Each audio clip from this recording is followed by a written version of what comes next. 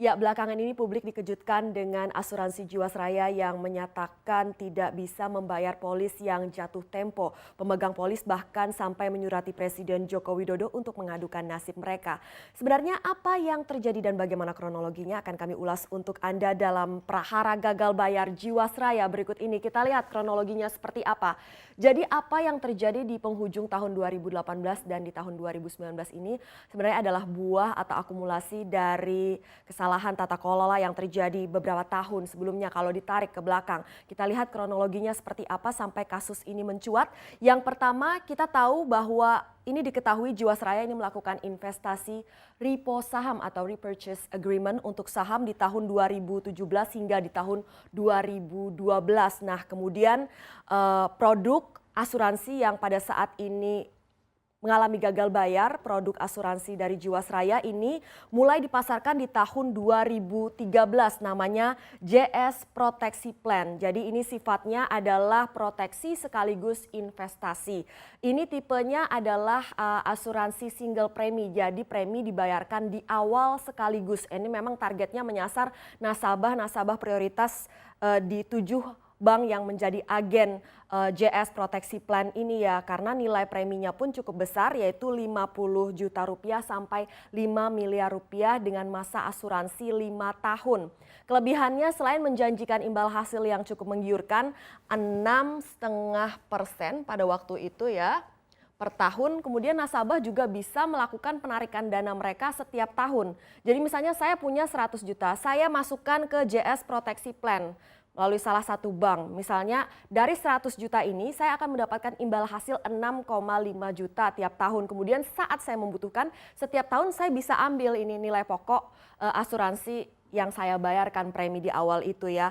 Kemudian kita lihat, nah di tahun 2017 ini asuransi Jiwasraya mengklaim membukukan laba bersih 2,4 triliun rupiah yang ternyata tidaklah demikian halnya. Adalah direktur baru yang pada waktu itu terpilih di bulan Mei 2018 yang mencurigai adanya kejanggalan Asmawi Syam ya. Kemudian dilakukanlah audit ulang dengan jasa dari PricewaterhouseCoopers. Ditemukan bahwa ternyata asuransi Jiwasraya labanya tidaklah 2,4 triliun rupiah, melainkan hanya 360 miliar rupiah saja. Nah, kemudian pada Oktober 2018 kita tahu mengalami kesulitan untuk melakukan pembayaran polis yang sudah jatuh tempo untuk JS Proteksi Plan, yaitu 802 miliar rupiah. Dan terakhir ini asuransi Jiwasraya mengklaim sudah melakukan pembayaran sebesar 96,58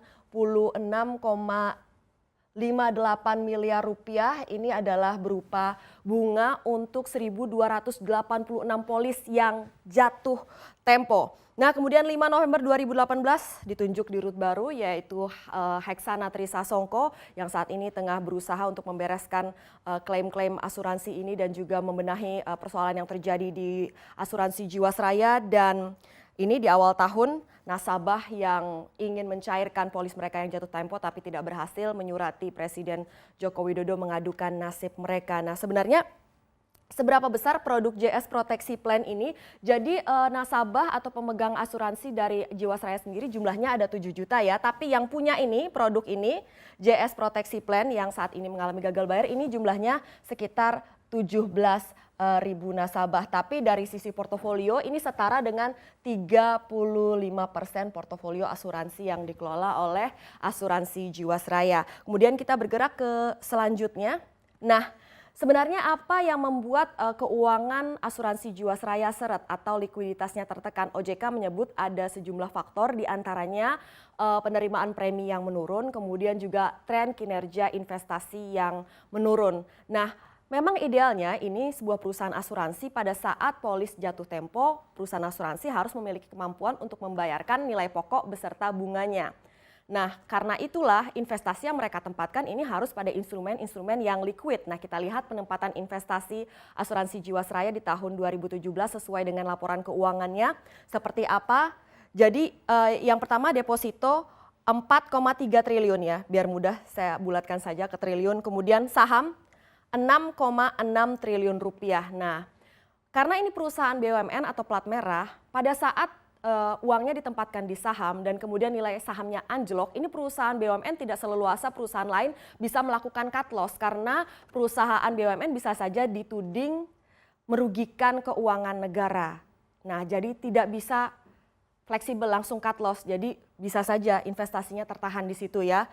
Kemudian obligasi korporasi 1,8 triliun rupiah, SBN surat berharga yang terbitkan oleh negara 3 triliun rupiah, reksadana 19 triliun rupiah, tanah dan bangunan 6,5 triliun rupiah, dan yang lainnya 707 miliar rupiah. Nah ini tanah dan bangunan juga tidak liquid ya, tidak bisa dengan mudah dicairkan atau dijual begitu saja.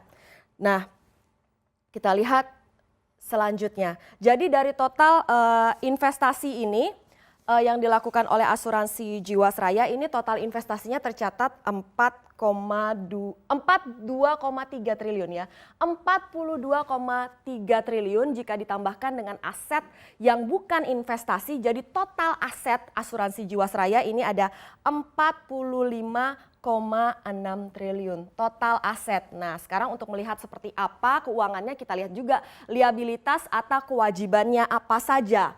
Nah, ini dia dari sisi liabilitasnya totalnya 40 triliun rupiah ya. Asetnya tadi 45 triliun rupiah. Kita lihat, nah di sini ada utang 513 miliar rupiah. Ini naik 30% dari tahun 2016 dan tercatat ada utang klaim sebesar 125 miliar rupiah di tahun 2017.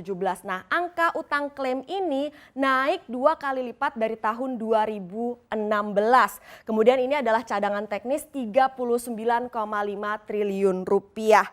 Dan kemudian kita lihat seperti apa ini indikator kesehatan asuransi Jiwasraya di tahun 2017.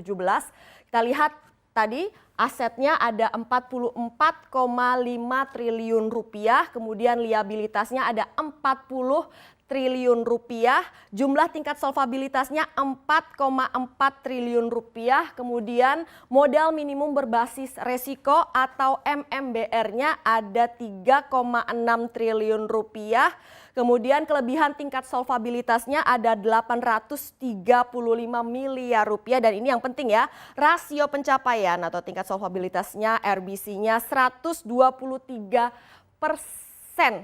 Ini benar-benar sedikit saja di atas ketentuan OJK karena OJK itu dalam ketentuannya menyebut harus 120%.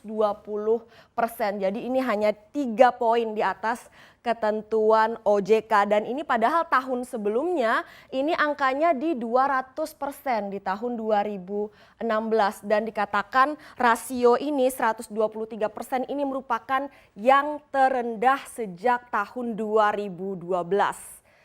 Bisa terlihat ya, tergambar seperti apa situasi keuangan asuransi Jiwasraya, kemudian apa opsinya untuk nasabah.